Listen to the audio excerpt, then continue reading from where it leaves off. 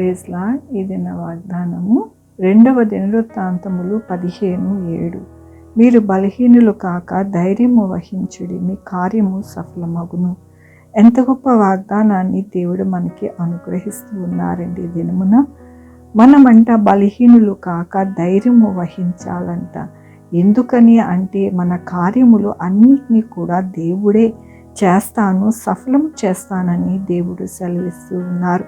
మనలో అందరము కూడా అప్పుడప్పుడు విశ్వాసము సన్నగిల్లుతూ ఉంటుంది, బలహీనమైపోతూ ఉంటాము. మన యొక్క కార్యములు చూచినప్పుడు మన ఎడల ఇవి జరుగుతాయా అని ఎంతో నిరుత్సాహం అనేది మనకి వస్తూ ఉంటుంది. అయితే దేవుడే మన యొక్క జీవితాలలో సఫలము చేస్తాడు. ఆయన చేసే దేవుడు, ఆయనని మనము ఆరాధించే దేవుడు. మనమైతే బలహీనులము కానీ ఆయన బలమైన దేవుడు, ఆయన గొప్ప కార్యాలు చేసే దేవుడు అని మనము మర్చిపోకుండా ఎల్లప్పుడూ కూడా ధైర్యముగా ఉండి ఆయన వైపు చూసినప్పుడు దేవుడు మన కార్యములు అన్నిటినీ కూడా సఫలము చేస్తానని ఈ దినమున దేవుడు సెలవిస్తూ ఉన్నారు.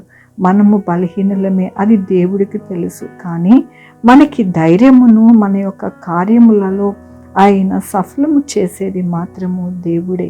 ఎల్లప్పుడూ కూడా ఆయనని అంటుకట్టుకొని బ్రతికినప్పుడు మనము బలహీనులు కాక ఎల్లప్పుడూ కూడా ధైర్యముగా ఉండి మన జీవితాలలో మన యొక్క కార్యములు ఎల్లప్పుడూ కూడా సఫలమవుతూ ఉంటాయని దేవుడు ఈ దినమున మనల్ని బలపరుస్తూ స్థిరపరుస్తూ ఉన్నారు.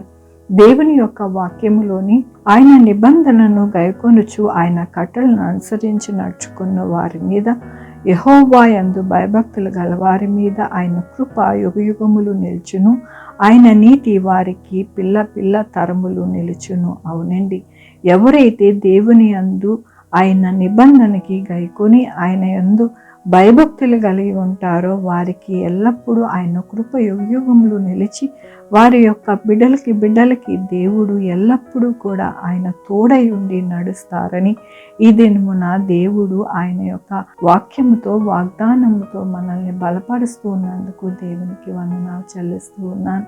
ఈ దినమున పుట్టినరోజు, పెళ్లి రోజు, అనేక శుభదినములు చేసుకుంటున్న వారందరికీ కూడా నిండారిగా శుభాకాంక్షలు తెలియజేస్తూ ఉన్నానండి. మీ జీవితంలో దేవుని యొక్క ఆశీర్వాదము, ఆయన కృప, ఆయన ధననిధి అన్నీ కూడా మీకు అనుగ్రహింపబడునుగాక. ప్రార్థించుకున్నామండి. యెహోవా దేవా, నా తండ్రి, నా ప్రభువా, మీ కృపా కనికరాన్ని బట్టి ఎల్లప్పుడూ కూడా మాకు సహాయం చేసి మా ఎడల నా ప్రభువా మీ కృపని చూపిస్తూ మమ్మల్ని ధైర్యపరుస్తూ మా కార్యములు సఫలపరిచి మమ్మల్ని ఎంతగానో ఆదుకునే దేవుడు అయ్యా. అందుకని ఉదయకాలమున మీ పాదాలు పట్టుకోవడానికి మీరు ఇచ్చిన కృపను బట్టి నీకు వందనాలు చెల్లిస్తూ ఉన్నాను. ఇదేమన్నా పుట్టినరోజు, పెళ్లి రోజు, అనేక శుభదినములు చేసుకుంటున్న వారందరినీ దీవించండి, ఆశీర్వదించండి ప్రభా. మా కొరకు ప్రార్థించమన్న వారిని నా ప్రభా, వారి యొక్క జీవితంలో, వారి బిడ్డల భవిష్యత్తు, వాళ్ళ ఆరోగ్యంలో, వారు చే పనులు, వారు నా ప్రభా ఇంకా ఏది కావాలనుకుంటున్నారో నాయన అవన్నీ కూడా మీరు సహాయం చేయండి. Sugar, BP, thyroid, heart problem, kidney problem, AIDS, cancer, నరాల బలహీనత, పెరాలసిస్, గ్యాస్ట్రిక్ ట్రబుల్, ప్రతి విధమైన అనారోగ్యాన్ని తీసివేసి స్వస్థపరిచే యెహోవా నేను అన్నారు. మీ కృపను అనుగ్రహించండి. బిడ్డలేని వారి బిడ్డలు దయచేయండి, బిడ్డలకి సుఖమైన కాన్పులు దయచేయండి నా ప్రభా. ఎవరికి కూడా ఎటువంటి నా ప్రభా వ్యతిరేకమైన పరిస్థితులు రాకుండా సహాయం చేయమని కోరుకుంటున్నాను.